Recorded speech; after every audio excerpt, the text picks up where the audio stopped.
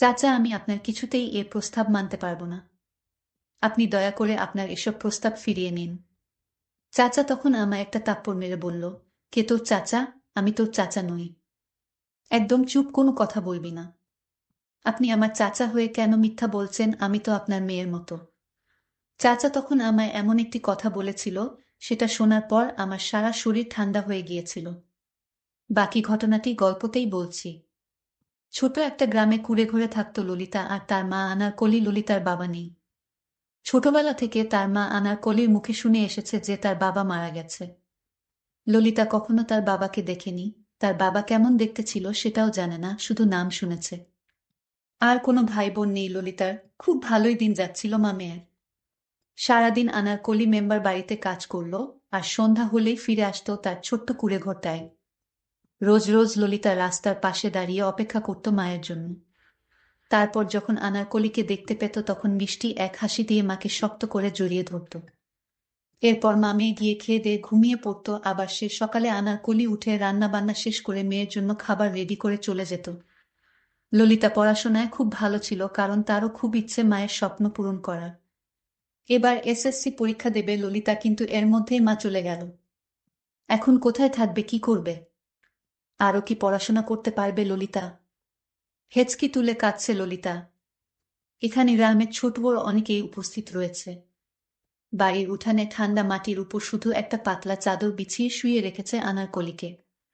ললিতা একবার মাথার কাছে গিয়ে কাঁদছে, আবার পায়ের কাছে গিয়ে পা গরম করার জন্য মালিশ করছে। ললিতার এমন অবস্থা দেখে মধ্যবয়স্ক একজন লোক ললিতার পাশে গিয়ে বসল। স্নেহের হাত ললিতার মাথায় রেখে বলল, কান্দিস না মা, নিজেরে শান্ত করো। এত কানলে তোর মায়ের আরো অশান্তি হইব। আর কান্দিস না, মায়ের জন্য দুই হাত তুইলা দোয়া কর যাতে সে পরপারে ভালো থাহে। লোকটার কথা শুনে মাথা তুলে চাইল ললিতা, আরো যেন কান্না বেড়ে গেল তার। এবার গলা ছেড়ে কাঁদতে কাঁদতে ললিতা বলল, ও চাচা গো, আমার আপন বলতে আর কেউ থাকলো না পৃথিবীতে। আমি এখন কার কাছে যাব? কষ্ট পেলে কার কাছে বলবো? কে আমাকে আদর করবে? কে আমাকে শাসন করবে? কার কোলে মাথা রেখে ঘুমাবো? আমার তো সবকিছু শেষ হয়ে গেল চাচা। চিন্তা করিস না ললিতা, আল্লাহ একটা ব্যবস্থা ঠিকই কইরা দিব দেহিস। তুই ওঠ, এইখান থাইকা বেশি দেরি করা যাইব না, তাড়াতাড়ি মাটি দিয়া ফেলা লাগবো। না চাচা, আমি আমার মাকে ছাড়া থাকতে পারবো না। আমার মা এভাবেই আমার কাছে থাকবে, তোমরা চলে যাও চাচা। এইডা হয় না রে মা, তোর মা যত এই পারে থাকবো ততই কষ্ট বেশি হইব। তুই আমার কথা শুন, ওঠ মা। কিন্তু আমি কিভাবে থাকবো মাকে ছাড়া, বলো একবার চাচা। আমি বুঝতাছি তোর মেলা কষ্ট হইতাছে, কিন্তু সত্যি তো এইডাই যে এই দুনিয়ায় কেউই চিরস্থায়ী না।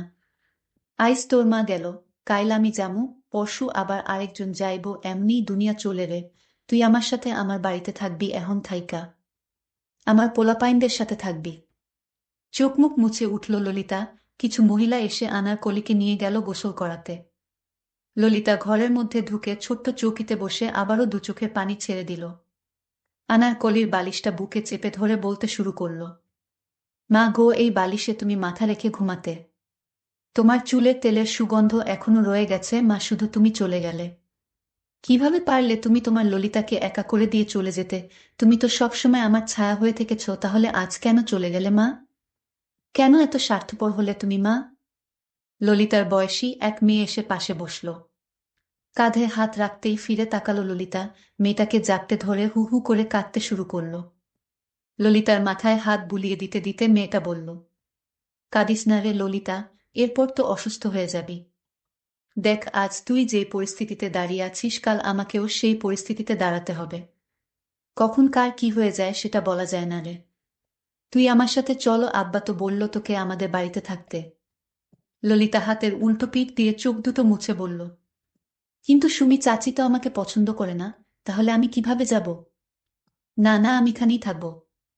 তুই কিচ্ছু চিন্তা করিস না, আব্বা সবকিছু ঠিক করে দেবে। ললিতা কিছু বলল না, শুধু মাথা ডান বামে নাড়িয়ে বোঝালো সে সুমির সাথে যাবে। রহমত আলীর ছোট মেয়ে সুমি। সুমি আর ললিতা ছোটবেলা থেকেই একসঙ্গে বড় হয়েছে। একই স্কুলে দুজন পড়াশোনা করে। খুব ভালো সম্পর্ক দুজনের মধ্যে। সচরাচর কেউই বলতে পারে না যে এদের মধ্যে রক্তের কোনো সম্পর্ক নেই। রহমত আলী ও ললিতাকে নিজের সন্তানের মতো স্নেহ করে, কিন্তু তার স্ত্রী রাবিয়া সে খুবই অপছন্দ করে ললিতাকে। দু চোখে সহ্য করতে পারে না। এলাকাবাসী সবাই মিলে মাটি দিয়ে দিল আনারকলিকে। মায়ের কবরের পাশে বসে প্রচণ্ড কান্না করেছে ললিতা।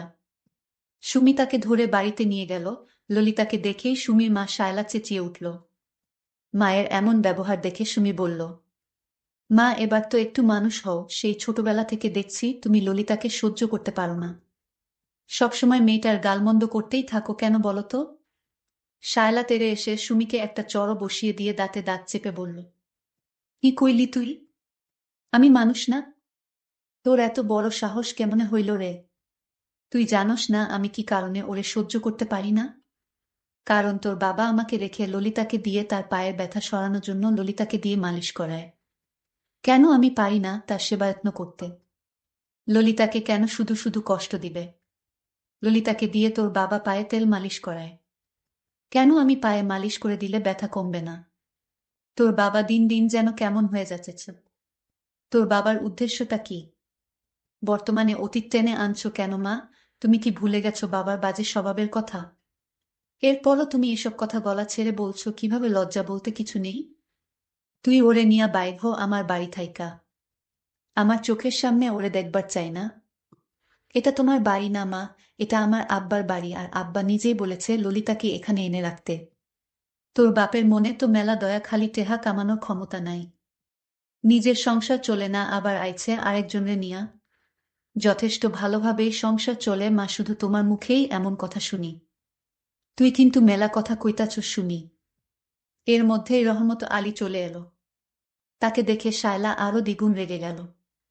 রহমত আলী এগিয়ে গেল তাদের দিকে, শায়লার দিকে তাকিয়ে শান্তভাবে বলল, এত চেঁচাইতাছ কেন শায়লা? মাইয়াডার সবেমাত্র মা মইরা গেছে, সারাদিন কিছু খায় নাই, কাঁদছে। মেলা এখন কি ওর মন মেজাজ ভালা আছে কও তুমি? এখন ওর আপন বলতে আমরা ছাড়া আর কেউ নাই, বুঝো না কেন তুমি? আমগো পোলা মাইয়া আছে, যেই দিন আমরা মইরা যামো সেই দিন তাগো এমন অবস্থা হইব। তাই কইতাছি আগে যা হইছে সব ভুইলা যাও, আর মায়াডার লগে খারাপ ব্যবহার কইরো না। রহমত আলী স্ত্রী বলল, তুমি যে কেন মাইডারে জায়গা দিচ্ছ তা আমি ভালো করেই জানি। তোমার উদ্দেশ্য ভালো না।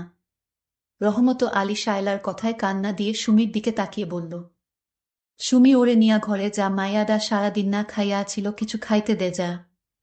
ঠিক আছে আব্বা। সুমি ললিতাকে নিয়ে ঘরে ঢুকে গেল। রহমত আলী একটা দীর্ঘশ্বাস ছেড়ে বলল, মায়াডা মেলা অসহায় বুঝলা শায়লা, ওর সাথে খারাপ ব্যবহার কইরো না। কয়টা দিন বাদে ওর পরীক্ষা, এখন কিছু কইও না। পরীক্ষাটা শেষ হইলে দেহি ভালা পোলা দেখা বিয়া দিয়া দিমুনি। শায়লা বলল, তুমি এই মায়েরে বিয়া দেয়া লাগবো না। তুমি নিজেই ওকে ঘরে রেখে দাও, তোমার রক্ষিতা করে। এই কথা বলতেই শায়লাকে একটা চড় মেরে বসল। শায়লা বলল, কি কইলা তুমি? যেখানে আমগো নিজের মায়াগো বিয়া দিবার পারতাছি না, টেহা পয়সা নাই, এখন আবার অন্যের মাইয়া বিয়া দিবার চাও তুমি? যা ইচ্ছা তাই করো তুমি, কিন্তু ওই মাইয়া পরীক্ষা পর্যন্ত এ বাড়িতে থাকবার পারবো, এরপর আর না, মনে রাখো। কথাগুলো বলেই শায়লা চলে গেল। তারপর রহমত আলীর মাথায় ব্যথা। তাই ললিতাকে বলল, ললিতা, আমার মাথা ব্যথা করছে, আমার কপালটাই একটু মালিশ করে দে তোমা। ললিতা চাচার কাছে এসে বসল। ললিতা চাচার মাথায় মালিশ করতে করতে বলল, চাচা, আমি তোমার সেবাযন্ত করায় চাচি তা সহ্য করতে পারে না। চাচা তখন বলল, তোর চাচির মতো মেয়েকে বিয়ে করে আমি অনেক ভুল করেছি। তোর চাচি তোকে দেখতে পারে না।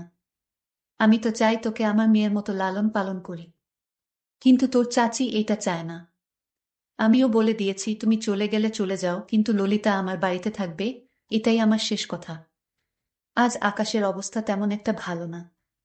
ললিতা তার রুমে শুতে গেল, কিন্তু ললিতার চোখে কিছুতেই ঘুম আসছে না। ঘুমাতে চেষ্টা করে তাও ঘুম আসছে না।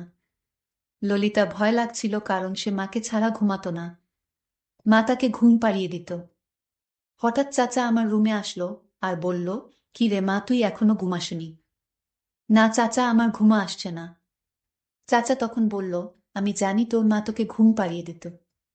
আচ্ছা ললিতা, তুই তো আমার মেয়ের মতো কিছু মনে না করলে আমি তোর রুমে থাকি।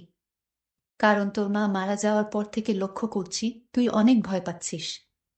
তাই আজ আমি তোর সাথে থাকি। আমি বলেছিলাম, চাচা, আমার বাবা যখন বেঁচে ছিল তখন আমার বাবা আমার পাশে শুয়ে আমাকে ঘুম পাড়িয়ে দিত। কিন্তু আজ আমার বাবা, মা কেহ নাই, আমি একা হয়ে গেছি চাচা। এই বলে ললিতা আবার কান্না শুরু করে দিল। আমি বললাম, কাঁদিস না মা, আয়, আজ আমি তোরে ঘুম পাড়িয়ে দেই তোর বাবার মতো। আমিও না করলাম না। কিছুদিন পর চাচা আমায় ডাকলো আর বলল, মা, আমার পায়ে অনেক ব্যথা করছে, তুই একটু মালিশ করে দিবি মা, আমি যে ব্যথাটা সহ্য করতে পারছি না। আমি তেল নিয়ে চাচার পায়ে মালিশ করতে লাগলাম। চাচা বলল, আরো একটু উপরে মা। আমি চাচারে মালিশ করে দিলাম। চাচা একটু পর বলল, মা, ব্যথাটা কমে গেছে, আর মালিশ করে দিতে হবে না। ললিতা ভাবতে লাগলো, চাচার একটা মেয়ে আছে এবং চাচি আছে, তাদের দিয়ে তো চাচা মালিশ করাতে পারত, কিন্তু আমাকে দিয়ে কেন করায়? আমি একটা দুশ্চিন্তায় পড়ে গেলাম। চাচাকে আমি সন্দেহ হতে লাগলো, মনের ভিতর ভয় কাজ করছিল। চাচার মনের ভিতর কি অন্য কোনো উদ্দেশ্য আছে? হঠাৎ আমার এসএসসি পরীক্ষার সময় এসে গেছে।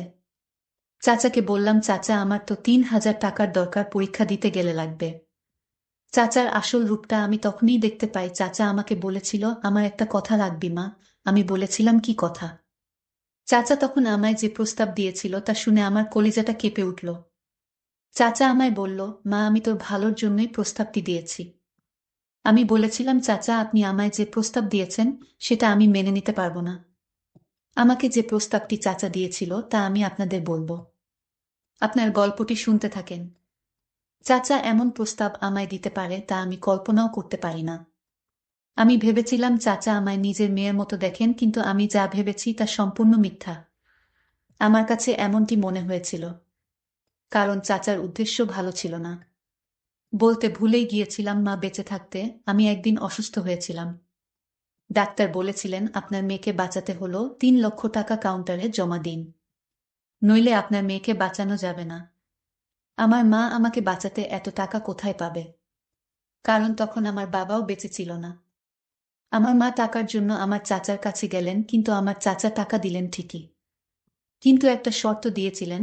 শর্তটা এমন ছিল যে, চাচা বলেছিল মাকে, আপনার মেয়েকে আমরা যা আদেশ করব তাই পালন করতে হবে, কিন্তু মা তো জানত না এমন একটা প্রস্তাব আমাকে দিবে। মা ভেবেছিল চাচা আমার ভালোই চায়। চাচা 3 লাখ টাকা দিলেন এই শর্ত দিয়ে। তারপর আমার চিকিৎসা হয়, আমি বেঁচে যাই। কিন্তু চাচা আমাকে বললেন, ললিতা, তুই হয়তো এটা মনে মনে ভেবেছিস যে চাচা আমাকে দিয়ে কেন পায়ের ব্যথা সরানোর জন্য মালিশ করায়। হ্যাঁ, আমার স্ত্রী আমার পায়ে মালিশ করলে ব্যথা কমতো না, ব্যথাটা আরো দ্বিগুণ বেড়ে যেত, আর তাই তাকে দিয়ে কখনো মালিশ করাতে চাই না মা। আর তুই পায়ে মালিশ করার সাথে সাথেই আমার পায়ের ব্যথা কমে যেত, আর তাই তো তোকে দিয়ে পায়ে মালিশ করাই। যাই হোক, চাচা আমাকে যে প্রস্তাব দিয়েছিল সেই প্রস্তাবটা হলো, একটা মধ্যে বয়স্ক লোকের সাথে আমার বিয়ে ঠিক করে ফেলেছে। লোকটির আরও একটি স্ত্রী আছে, ছেলে মেয়ে আছে, আর সেই লোকটির সাথে চাচা আমার বিয়ে ঠিক করলো। আমায় যখন চাচা এই প্রস্তাবটি দিয়েছিল তখন আমি কেঁদে কেঁদে বলেছিলাম, চাচা, আপনি ওই বড় লোকের হাতে আমাকে তুলে দিন না, আমার জীবনটা শেষ করে দিয়েন না। আমি চাচাকে অনুরোধ করেছিলাম। চাচা বলল যে এছাড়া তো আমার আর কোনো উপায় ছিল না মা। এই লোকটিকেই তোর বিয়ে করতে হবে মা, কারণ ওই লোকের টাকা পয়সার কোনো অভাব নেই, শুধু ঘরে আরেকটি স্ত্রী আছে। মানুষ কি সতীনের ঘর করতেছে না মা? তুই আর না করিস না, তুই রাজি হয়ে যা। আমি বলেছিলাম, চাচা, এ বিয়ে আমি করতে পারবো না। চাচা আমায় এমন একটা কথা বলল, আমি তা শুনে আমার সারা শরীর ঠান্ডা হয়ে গেল। আমি স্তব্ধ হয়ে গেলাম, আমার মুখে দিয়ে কোনো কথা বের হচ্ছে না। চাচা আমায় বলল, তোর চিকিৎসার খরচ ওই লোকটি দিয়েছিল, তার বিনিময়ে সে চেয়েছিল তোকে বিয়ে করবে। আমরা কোথাও টাকা খুঁজে পাচ্ছিলাম না। আর এই দিকে ডাক্তার বলল, 24 ঘন্টার মধ্যে টাকা না দিতে পারলে তোকে বাঁচানো যাবে না। আর তাই বাধ্য হয়ে আমরা তার কাছ থেকে টাকা নিয়েছিলাম। এখন বল মা, এটা কি আমার অন্যায় হয়েছিল? এটা করার জন্য যদি আমার কোনো অন্যায় হয়ে থাকে তাহলে আমায় ক্ষমা করে দিস মা। আমি তখন কান্না গলায় বললাম, আমাকে কেন সেদিন বাঁচিয়েছিলে? আমি মরে গেলেই ভালো হতো। কিছুদিন পর চাচা পঙ্গু হয়ে গেল পায়ের সমস্যার জন্য। আমিও চাচাকে আর কষ্ট দিতে চাই না, আর তাই ওই লোকটিকে বিয়ে করার জন্য রাজি হয়ে গেলাম। আমার বাকি জীবনটা এভাবেই কেটে গেল।